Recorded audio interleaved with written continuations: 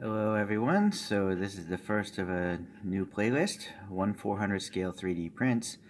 I'm starting off with a couple houses because I have to go to the actual owners of the houses, so this model won't be here any longer. Uh, just a typical medium-sized house, I guess. 2 floors, probably 3 bedrooms, 1 car garage, and a patio in the back. Boy, took a while. I actually had to measure this house, which took a day, and then building this house. Half a day, maybe a lot of time. Anyways, painting it took time as well. Alright, let's get this out. Sadly, the thing is permanently glued in this box, so I can't remove the display box. And it's a pretty horrible box. I bought this at Hobby Lobby. It's a baseball uh, display box, but it's very distorted as plastic. So you want to avoid that for little dioramas. Here's another house. This is a bit of a bigger house here. And the cover of this one can come off, so we got a better view. This is a 3-story house. There's a basement there. I think there's like 4 bedrooms in this thing, but there's a 3-car garage on this one. So again, yeah, I had to go and measure this person's house, and it took a long time for me to make this thing and paint it and stuff. So okay, that's it for the houses. Okay, so I put a penny here on the coaster for a sense of scale. A couple of concrete barriers and those plastic barriers. I'm going to just do a few waves here of displays because I don't think the camera's going to focus out to the edges. So first we're going to start with a few structures. Here's a highway toll booth. Here's a small gated community booth. And then here's a couple gas station pumps. Alright. Oh, another structure is the Doctor Who box. There we go. Alright, so I'm going to put a few trucks here. We have an International Scout from 1968. Okay. His competitor would be the Ford Bronco from 1966. I'm sorry, what's going on with the solar thing? I'm going to have to move the light a little bit this way, I think, to get more light there. Alright, that works better. Here's a classic Range Rover. And then here's another classic Defender 110 Land Rover. Let's get this booth out of here. Just get all this boost that goes out. Maybe it's spinning too fast now. Let me move the light away. Okay. Let's see, we have an FJ45.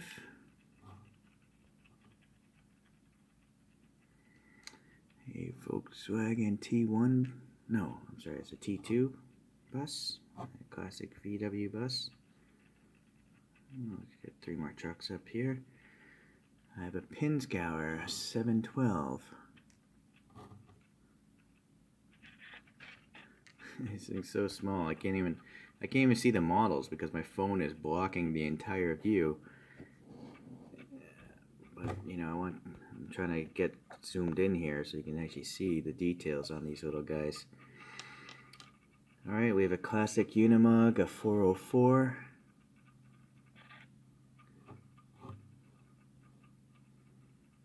And then the last one is called a TAM 110. I don't know where TAM is from. It sounds like an East European kind of thing. I think that might be a military truck. But I have so many other military vehicles, I thought I'd throw them into this mix. Let's show you a top view.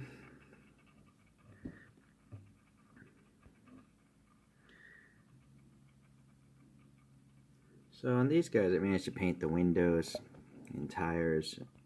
The windows I usually use is fine tip Sharpie, the Ultra Sharpie. Let's try to write one of these guys. Right.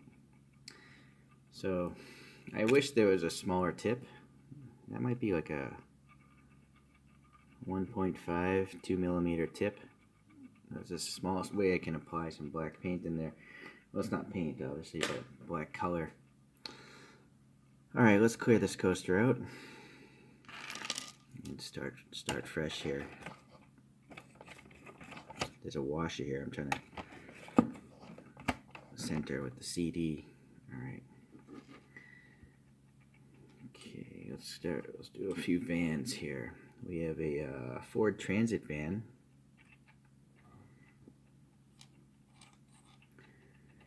And then we have one of these Mercedes Sprinter vans. And then I did a variation of that van with a TV satellite broadcasting station thing on top of it. I was driving around one day and I saw one of those things pass me, so that's what inspired me to make that model. We have the good old classic GMC Vandura. And the reason why I made that is because I love the A-Team. B.A. Baracus' Vandura. That one I didn't add any color. I know I would mess up that stripe. I think. I don't know. I guess maybe I could have pulled it off, but you can see how a lot of these windows have extra black seeping through and all that stuff. So sometimes I just get lazy and don't want to risk it. You also notice the silver on this satellite thing. It looks a lot worse than the others because the flakes in the silver paint, might be too big. These are all shot with Tamiya acrylic IPA based paints. IPA dries fast. And I just happen to have a bunch of old Tamiya paints. Later on I'm going to switch everything over to Vallejo when I run out of Tamiya paints. Okay, let's clear out this coaster. I think we should do some sci-fi vehicles here. So we got, well, let's start with the big one. We got Homer's Simpsons design, the Homer. And that was a tough one to paint. Those windows. Here's Kit, Knight Rider, Pontiac Firebird. Thunderbirds was an old puppet TV show, and Lady Penelope had this thing, a Rolls Royce called the Fab One. Alright, we have a Mad Max vehicle, the Interceptor. Let's see, we have the DeLorean from Back to the Future. And its sister, the regular road-going DeLorean. And then James Bond drove this Lotus Esprit around. Whoop. So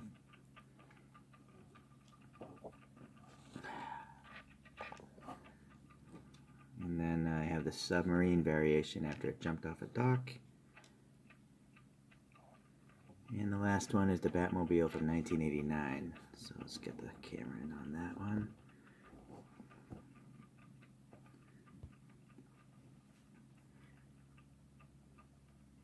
You might notice a little roughness to the sides sometimes. See the streaks there? What that is wax. Shapeways has these laser-based acrylic printers, and I think they put on a bed of wax before they actually harden the resin that becomes the model. So if you don't take a lot of time to clean off the wax, that's what those lines are. So that's why the Homer vehicle looks a little bit rough. I didn't clean it well enough. But I think the kit and the Batmobile look a lot better. It also, I guess, just depends on the paint, how thick the grains are inside the paints. Alright, let's clear this coaster out. And we'll do one last round.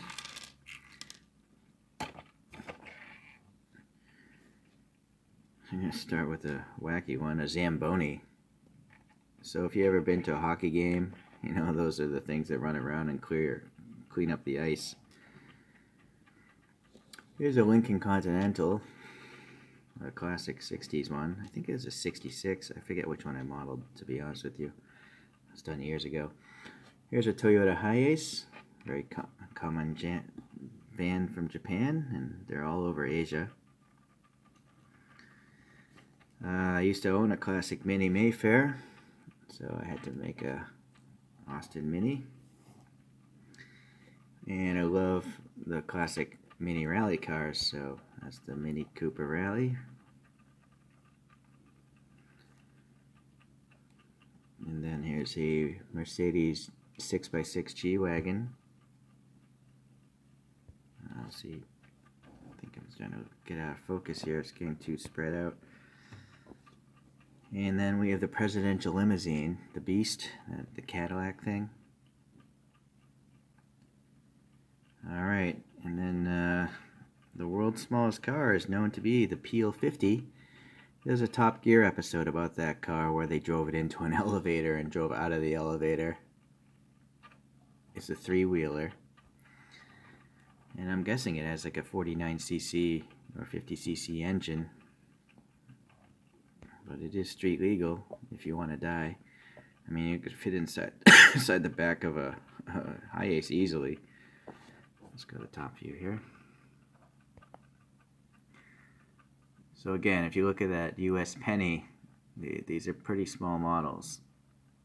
In fact, actually, since most of my videos are 1/64 scale based, let's pull out this Auto World. It's an Auto World Mustang. And the solar thing is almost dying now. So that's the difference between 1/64 scale and 1/400 scale. Quite a bit smaller, right? Because in real life that Lincoln Continental would be quite bigger than the Mustang. Yeah.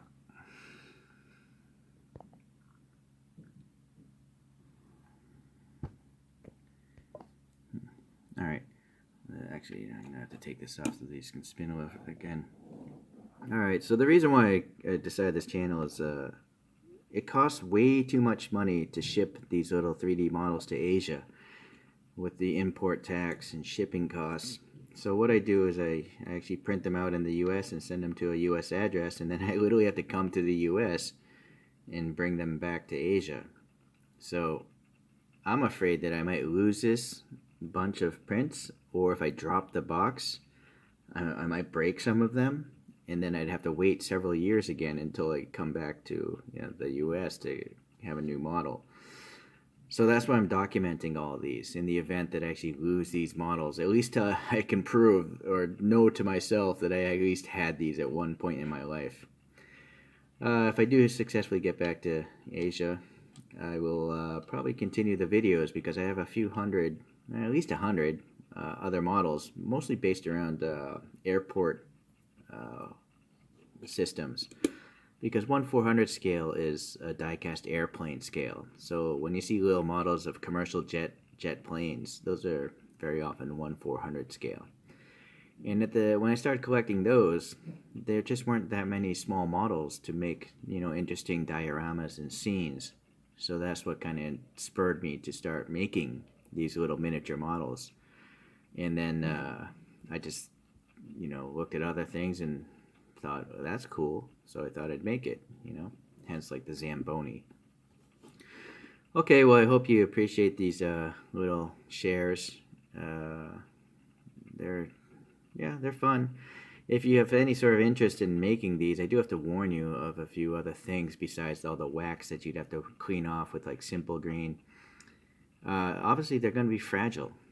If you drop a big model that has small supports, like legs or small antennae, they're going to break, just like on a 1/64 scale vehicle. And then also, Shapeways is a really expensive store.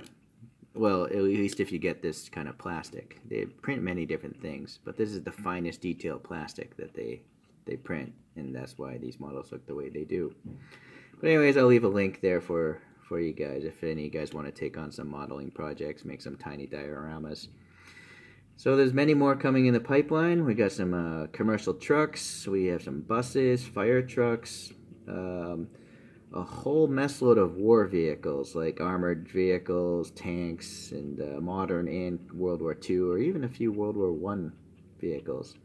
I have a few amount of snow rescue vehicles, submarines, and a bunch of construction vehicles, farming vehicles, and then probably most fun for me is the sci-fi vehicles, things that I remember as a kid watching TV shows of. I have a few of those made. Okay, well, thank you for watching, and hopefully if you enjoy this stuff, you leave a comment, because if not, this is all for nothing, right? Okay, well, thank you guys. I'll see you in the next 1/400 scale showcase. Bye.